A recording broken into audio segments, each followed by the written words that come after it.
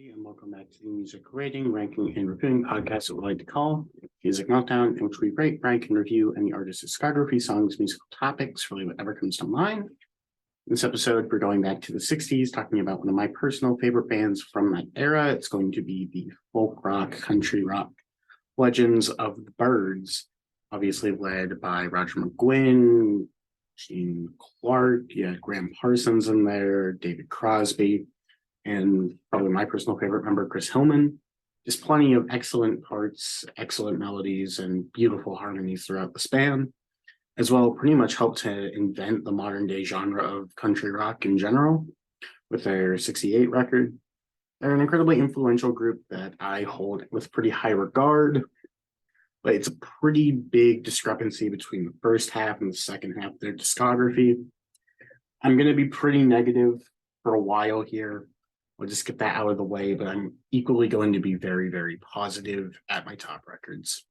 That being said, let's just go ahead and get right into this. The bottom for me pretty easily is going to be their record Farther Along. There's just so little going on across this record. It's a very bland country rock album led by a fairly, at this point, mediocre group of singers and songwriters, with McGuinn being the obvious standout. But even his material across this record just feels rather forced. The first three songs are okay, but BB Class Road, Bugler, and So Fine are probably the band's worst songs. I don't hate the album. It's 2.5 stars, but it's just incredibly disappointing knowing where they started out and how they would end up on this record. And the one that immediately followed it, the self-titled Byrds record, which is my next placement. Pretty much everything that I said about Farther Along could be repeated onto this, except the quality of the songs are slightly higher. It doesn't change the fact that despite this being a comeback record, the playing still feels very hollow. The performances are rather lifeless to me. Their version of Full Circle is pretty good, but past that, it's just a generic folk rock album without any of the really standout harmonies that the group used to do. And the playing is just really uninspired. I also have that one 2.5 stars. Immediately following that, I'm going with the first record after Hillman and Graham Parsons left, being Dr. Byrds and Mr. Hyde. And this is a pretty massive step down in quality from Sweetheart of the Rodeo. Most of the band leaves, and McGuinn is shoved into the role of being the sole frontman. He just doesn't have the personality to make it work here. The primary highlight of the record is Clarence White, who's a very good guitar player, but the material just isn't up to snuff. This Wheels on Fire, Child of the Universe, and Bad Night at the Whiskey are all decent tracks. This is a low 3-star album for me. I like the Byrds, but it's hard to deny just the massive drop-off in quality between this record and the one prior to it. Next up for me, I'm going with the record Byrdmaniax. This is the album of theirs that presumably got a ton of backlash at the time. They went in a bit more of a Baroque style across this album, and to be fair, it adds a bit more character to the group that they were missing on the previous few records. The issue is the songs just aren't great. It's another decent country rock album with some Baroque instrumentation. It's just the songs happen to be very hit or miss, and it lacks character, like most of the late period records. My favorites were I Trust, as well as Absolute Happiness. This one's also going to be 3 stars. And just above there, I have the record that immediately preceded it. I have the Untitled record. To note, like what I did with Sometime in New York City, this one I'm only judging the studio side of the album, as it'd be kind of weird to judge half of a live album. And I don't know, it's just still nothing amazing, except I think the general song constructions and the performances are a lot stronger, and the harmonies are nailed down. And while they aren't what they were in the 60s, they're definitely better here. It just falls short due to a lack of great material, like all of these later records, and having some really mediocre jamming. I feel like if it's a really talented group and like a progressive outfit or something, I can get into some jamming. But generally speaking, if you're just like a standard sort of rock and roll group, I'm pretty hit or miss with just a jam session. I don't feel like the Byrds can really justify them. The best cuts here for me were Chestnut Marie and Just a Season. That one's at 3 stars as well. Going just up from there, my favorite of the later period records is going to be the Ballad of Easy Rider. Feel pretty much the same about this one in Dr. Byrds and Mr. Hyde's. It's very solid, very consistently pleasant. It's just very unnotable when compared to their classic period. This one has a far more direct country sound, and I think it's very lovely. The harmonies on this one are very nice as well, and there's a handful of decent tracks here. My favorites being The Ballad of Easy Rider and There Must Be Someone. There's just not a ton to really remark about the album. It's another 3-star release. It's a decent country album, but just not much more than that. That being said, though, that does round out the later period records. They're just not very noteworthy, and it's really upsetting because I think in this initial run of albums by the Byrds, there's a very strong case for them to be my overall favorite 60s band. I think they're incredibly influential, really just incredible songwriters at this point. Even despite most of their tracks being covers, I just think that they're able to liven the arrangements brilliantly and just showcase everything fully from there. That being said, I'm already going up to 4 stars, but my least favorite of which is going to be Fifth Dimension. I think it's a very strong album. It was the first one after the departure of Gene Clark, and you can tell, despite that, McGuinn and Crosby both put out a very strong effort. In the band as a whole, we're bringing in a bit more of a psychedelic sound here, which often works to its benefit. There are a couple of weaker moments, however. I See You isn't something I personally love, and their cover of Hey Joe isn't really anything to write home about. But there are plenty of amazing songs, however. 5D, Mr. Spaceman, 8 Miles High, and John Riley. It's a 4-star record. It's a very enjoyable listen. I do really enjoy it. Going up from there, I'm going with their second album, Turn, Turn, Turn. In many ways, it's a bit of Mr. Tambourine Man too, but I'm not going to complain. You got some great Gene Clark songs in the band, just more so coming into their own on this album.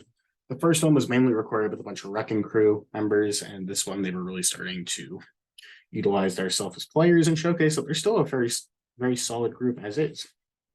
Get more of the great jangly guitar sound and wonderful harmonies across this album. I do think it's a bit more inconsistent though. Satisfied Mind and If You're Gone are just okay, but the rest of this album is great. With my favorites being, of course, the title track Turn, Turn, Turn, as well as Wait and See. This one's also going to be 4 stars. Moving up from there, though, my entire top 4 are at minimum 4.5. I think that they're all excellent records, and I highly recommend each and every one of them. At the bottom for me, however, I'm going with the Notorious Byrd brothers. For me, it's the best blending of the folk and psychedelic sound that they ever got around to. This album has a ton of sort of added soulful elements that really help to elevate the tracks. The harmonies are still great, and the band has grown to an insane degree, even with Crosby being kicked out.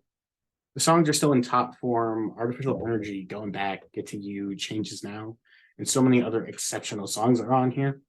I also think through its short runtime, we're really able to just notice everything that the Byrds end up doing. To me, if I really were to showcase an album that like fully culminated who the Byrds were as a band, I would say it's this one. However, for me personally, it just lacks my personal favorite sound of the group and more so my favorite tracks that they would put down. So Notorious Byrd Brothers is going to be in my 4th place at 4.5. After that, I'm going with their debut record, Mr. Tambourine Man. Just a total classic to me. It's an infectious folk rock and pop record with some of the best harmonies of the decade. Gene Clark has some incredibly well-penned originals on here. None of the covers just knock it out of the park. Mr. Tambourine Man will feel a whole lot better. You Won't Have to Cry, I Knew I'd Want You, and Chimes of Freedom are all amazing songs to me. I love the jangly guitar work found all across the album. I've always been a huge fan of their cover of We'll Meet Again. This is an easy 4.5 stars. It's a blast from the past and one of the best pure pop records from this time. And my top 2 are... I knew where my number 1 was heading this whole time, but my number 2 did surprise me. Just go around and going with the record Younger Than Yesterday. For me, it's just a more refined version of Fifth Dimension. It has some of the slight touches of psychedelia, but with some added Baroque elements to the sound. And as a whole, it just feels like their tightest performances as a band up to this point. In addition, it's just a really strong batch of songs, some of their best harmony work up to that point. Have You Seen Her Face, Time Between, My Back Pages. There's just a ton of great songs across it.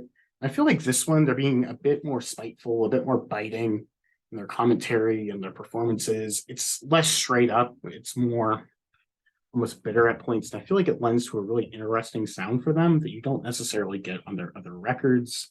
That's why it's my number 2, still at 4.5 stars for Younger Than Yesterday. However, my number 1 album was never in any doubt, as it's one of my favorite records, actually my third favorite record of the 60s as a whole, and somehow ends up being my runner-up from 1968, despite me loving this album. It's an easy 5 stars for Sweetheart of the Rodeo. It just combines the fantastic melody work of the band with a heavy country flair that suits them brilliantly. The album started out as them wanting to sort of experiment and do like all different styles around the world and around America. But at the end of the day, they got the one and only Graham Parsons to come in and just countrify the sound. And it is just exceptional. My only issue is that there's not enough Graham on this record. He sings 1 or 2 songs, but I could have him singing like half the record and it'd just be even better. That being said, though, he, McGinn, and Hillman are all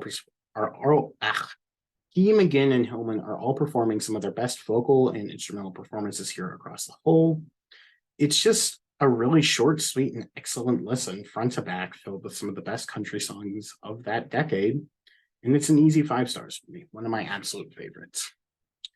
That being said, though, I do really love the Byrds. I think that they are an incredibly talented group that just simply had a lot of misfortune for so many of their key members leaving at around the turn of the decade. I think if they could have kept going on with Graham, with Hillman, even get Crosby in there, they really could have possibly even had some of the success that Crosby, Stills, and Nash ended up having. Because I feel like it would have been a bit more countrified, but you still have the incredible harmonies, you still have the great tracks themselves. There's just so much going on within this group that I think it's hard to deny their overall impact and influence across music as a whole. For me, just a really delightful batch of records in that first half. And for me, I can just completely ignore the latter half and be perfectly fine with it. I'm a pretty decent fan of the Byrds, and I would highly suggest everybody seek out those first 6 albums because there's something to love on each and every one of them. That being said, I hope that you enjoyed this discussion about one of my personal favorite bands of the 60s, and I hope that you all have a great one.